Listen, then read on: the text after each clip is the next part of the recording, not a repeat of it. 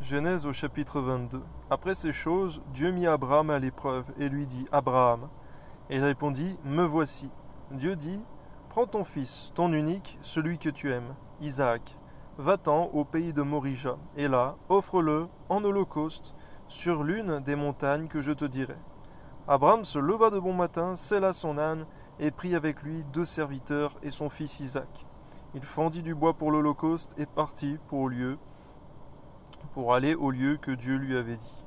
Seigneur, donne-nous une telle obéissance, Seigneur, sans murmure ni hésitation. Dans le nom de Jésus, Père. Amen.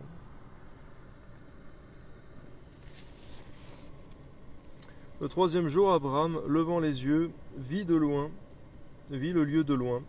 Et Abraham dit à ses serviteurs, Restez ici avec l'âne, moi et le jeune homme, nous irons jusque-là pour adorer, et nous reviendrons auprès de vous.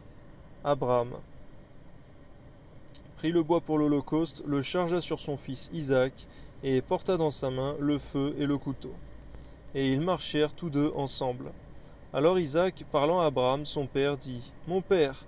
Il répondit, Me voici, mon fils. Isaac reprit, Voici le feu et le bois, mais où est l'agneau pour l'holocauste? Abraham répondit, Mon fils, Dieu se pourvoira lui-même de l'agneau pour l'holocauste. Et ils marchèrent tous deux ensemble.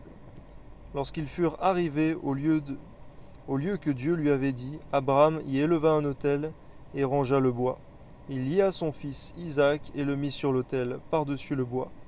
Puis Abraham étendit la main, prit le couteau pour égorger son fils. Alors un ange de l'Éternel l'appela des cieux et dit, Abraham, Abraham. Il répondit, Me voici. L'ange dit, N'avance pas ta main sur l'enfant, et ne lui fais rien, car je sais maintenant que tu crains Dieu, et que tu ne m'as pas refusé ton fils, ton unique. Abraham leva les yeux et vit derrière lui un bélier retenu dans un buisson par les cornes. Et Abraham alla prendre le bélier et l'offrit en holocauste à la place de son fils. Amen.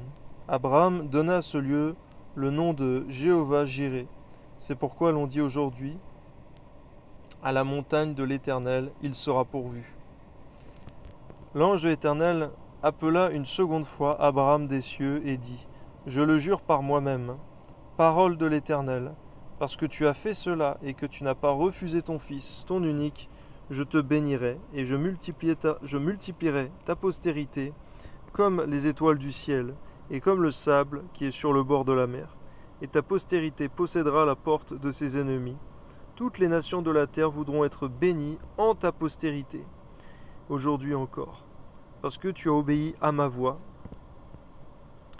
Merci Seigneur, parce que tu nous as donné Abraham comme père de la foi, Seigneur. Que ton nom soit glorifié, Seigneur. Donne-nous la même foi, Seigneur, au nom de Jésus. Amen.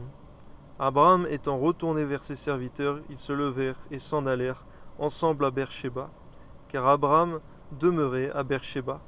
Après ces choses, on fit à Abraham un rapport en disant, Voici, Milca a aussi enfanté des fils à Nachor, ton frère, Uts son premier-né, Buz son frère, Kemuel, père d'Aram, Kesed, Azo, Pidlach, Zidlaph et Bethuel. Bethuel a engendré Rebecca.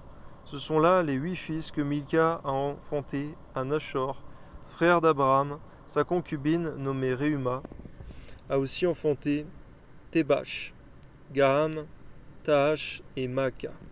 Amen.